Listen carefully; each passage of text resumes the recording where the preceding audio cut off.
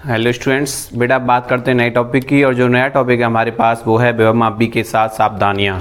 जब बेटा विभव मापी के साथ हम प्रयोग करते हैं तो किन किन सावधानियों का हमें ध्यान रखना होता है, उन बातों पर हम चर्चा करेंगे। तो बेटा सबसे पहले जो सावधानी होती है वो ये होती है कि जो हम प्राथमिक परपथ बनाते हैं उसमें जो सेल लगाते हैं उस सेल का जो विद्युत वाहकबल होता है ईएमएफ होता है द्वितीयक परिपथ में लगने वाले इस सेल के विद्युत वाहक बल से अधिक होना चाहिए। प्राथमिक परिपथ में जो सेल लगाया जा रहा है उसका जो विद्युत वाहक बल होता है वो द्वितीय परिपथ में जो भी सेल लगाया जा रहा है उसके विद्युत वाहक बल से अधिक होना चाहिए। अगर ऐसा नहीं होगा तो विभव मापी की संतुलन की अवस्था प्राप्त नहीं होगी। तो देखिए बेटा इसको डायग्राम समझते हैं। एक बार पहले डायग्राम बनाएंगे कि प्राथमिक परिपथ क्या होता है।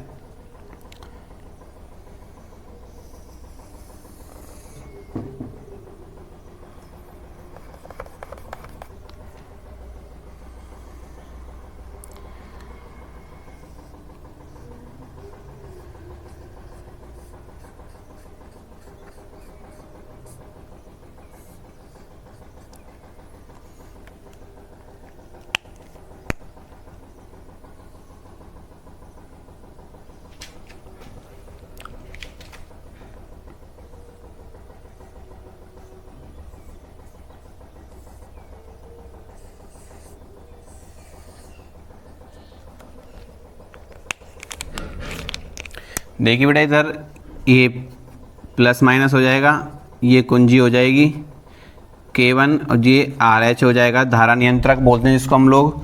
और इसमें धारा फ्लो होगी, ठीक कुछ इस तरह से धारा फ्लो होगी इसमें।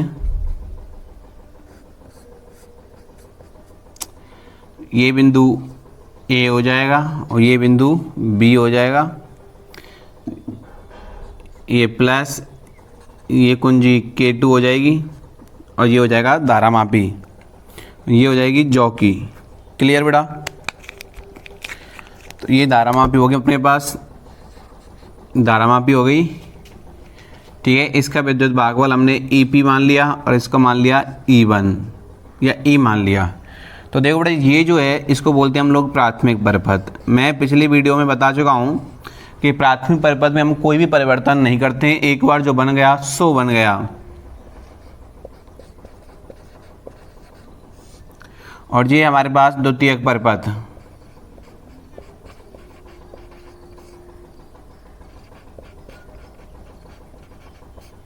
ठीक है बेटा। तो मैं आपको बता रहा था कि प्राथमिक परिपथ में जो सेल लगाया जा रहा है ये वाला, इसका विद्युत भागबल इस वाले सेल के विद्युत भागबल E से अधिक होना चाहिए, अन्यथा विभव मापी तार पर AB तार पर हमें शून्य विक्षेप की स्थिति नहीं मिलेगी। क्योंकि अगर ऐसा नहीं होगा तो जो सेल होता है और जो विभव मापी होता है उसका क्या हो जाएगा, कुछ विभव पतन हो जाएगा। क्या हो जाएगा? क्योंकि आप जानते हैं सेल का भी क्या होता है, कुछ विभव पतन होता है, और तार का भी क्या होता है, विभव पतन होता है। तो पहला पॉइंट या सावधानी ये है कि हमारे पास कि जो प्राथमिक परिपथ में जो सेल लगाया जा रहा है उसका विद्युत वाहक बल द्वितीय परिपथ में लगने वाले सेल के विद्युत वाहक बल से अधिक होना चाहिए, अन्यथा विभव मापी तार पर संतुलन की स्थिति प्राप्त नहीं होगी। तो कहने का मतलब ये हुआ बेटा, अर्थात जो AP की जो वैल्यू है, जो AP की जो वैल्यू है वो E से अधिक होनी चाहिए। क्लियर है? जो AP की वैल्यू है वो E से अधिक होनी चाहिए। अब बात करते हैं द्वितीय की बेटा। द्वितीय सावधानी क्या होती है कि प्राथमिक परिपथ में, प्राथमिक परिपथ और द्वितीयक परिपथ में जितने भी सेल लगाए जाएंगे, ध्यान रखना ये प्लस पॉइंट रहेगा हमारे पास कि प्राथमिक परिपथ में और द्वितीयक परिपथ में जितने भी सेल लगाए जाते हैं उनके जो धनात्मक सिरे होते हैं, उनके जो धनात्मक सिरे होते हैं वो बिंदु A से जोड़े जाएंगे। देखो इसका भी धनात्मक सिरा कहाँ से जुड़ रहा है, बिंदु A से जुड़ रहा है। इसका भी धनात्मक सिरा कहाँ जुड़ रहा है, बिंदु A से जुड़ रहा है। अभी आप और सेल लगाएंगे तो इनका भी जो धनात्मक सिरा है वो कहाँ जुड़ेगा बेटा, बिंदु A से ही जुड़ेगा। तो सभी सेलों की जो धनात्मक सिरे होते हैं वो बिंदु A से लगाए जाते हैं। ठीक है बेटा। नेक्स्ट है हमारे पास कि जो संतुलन की स्थिति होती है, ध्यान रखना, जो विभव मापी तार पर हम जो संतुलन की स्थिति निकालेंगे जॉकी को रख के, जैसे कि यहाँ आप जानते हैं पहले जॉकी को हम यहाँ रखेंगे तो विक्षेप जो आएगा वो किस डायरेक्शन में आएगा, इस वाले डायरेक्शन में आएगा। जो पहले विक्षेप आएगा जो इधर आएगा, जहाँ आप यहाँ रखेंगे और यहाँ रखेंगे तो किधर आएगा, इधर साइड में आएगा। तो जो आप इसको बार बार रखेंगे तो कहीं ना कहीं इस बिंदु, सपोज ये बिंदु सी मान लिया, बी मान लिया, इस जगह आपको क्या मिल गई, शून्य विक्षेप की स्थिति मिल गई, शून्य विक्षेप की स्थिति प्राप्त हो गई।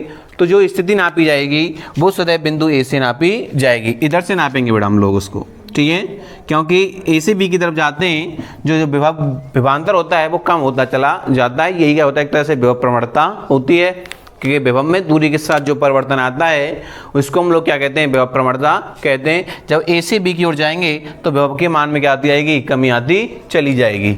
इसीलिए हम लोग कहाँ से नापते हैं, ए से नापते हैं। तो जैसे सपोज इस बिंदु सी पर आ गई तो यहाँ से यहाँ तक की दूरी नाप ली जाएगी, क्योंकि आप जानते हैं ये तार कितने मीटर का है, 10 मीटर का है। तो सपोज करो कितने मीटर पर आई, मतलब कितने, 1 मीटर पर आ गई, 2 मीटर पर आ गई, जितने मीटर पर आएगी उसको हम लोग नोट कर लेते हैं। तो तीसरा पॉइंट बेटा ये है कि संतुलन की स्थिति सदैव बिंदु ए से नापी जाती है, ठीक है ना। बेटा चौथा पॉइंट है हमारे पास संतुलन, जो नेक्स्ट है बेटा अपने पास तार में जो ए बी तार होता है बेटा, ये जो ए बी तार है इसमें लंबे समय तक आप धारा प्रवाहित नहीं कर सकते हैं। इस तार में जो ए बी तार है, विभवमापी का तार है जो ए बी है, इसमें लंबे समय तक आप धारा प्रवाहित नहीं कर सकते हैं, क्योंकि तार में लंबे समय तक धारा प्रवाहित होगी तो तार क्या हो जाएगा बेटा, गर्म हो जाएगा। गर्म होने के कारण आप जानते हैं उसकी जो भौतिक अवस्थाएं होती हैं वो बदल जाएंगी, और भौतिक अवस्थाएं बदल जाएंगी तो प्रतिरोध भी बदल जाएगा, और प्रतिरोध बदलेगा तो विभव प्रवणता भी बदल जाएगी। क्लियर।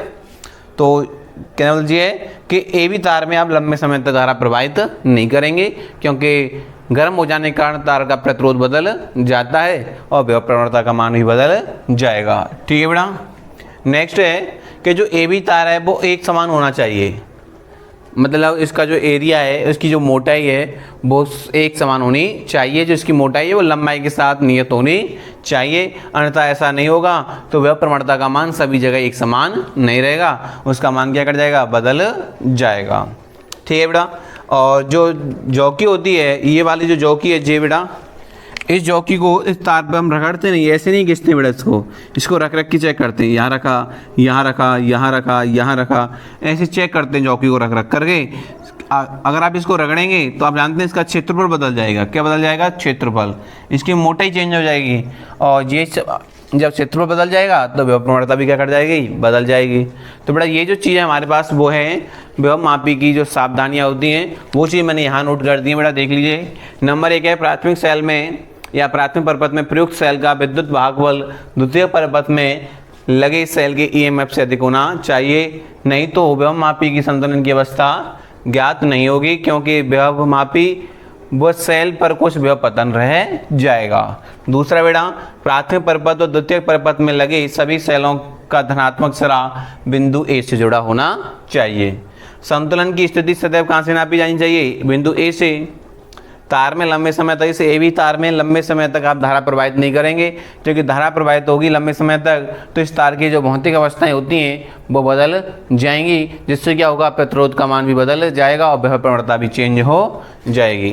तार एक समान होना चाहिए, मैं आपको बताया तार की जो मोटाई है वो लंबाई के साथ नियत होनी चाहिए। अगर ऐसा नहीं है तो सभी जगह विभव प्रवणता का मान अलग अलग प्राप्त होगा। जौकी को तार पर रगड़ना नहीं चाहिए, अगर ऐसा आप करेंगे तो क्षेत्रफल बदल जाएगा, जिससे उसकी विभव प्रवणता भी बदल जाएगी। तो बड़ा ये चीज़ें, इसका आप स्क्रीनशॉट ले लीजिए, छोटी सी वीडियो थी सावधानियों संबंधी। तो thank you for watching video, फिर मिलते हैं नए वीडियो लेक्चर में नए टॉपिक के साथ, नए जोश के साथ। Thank you.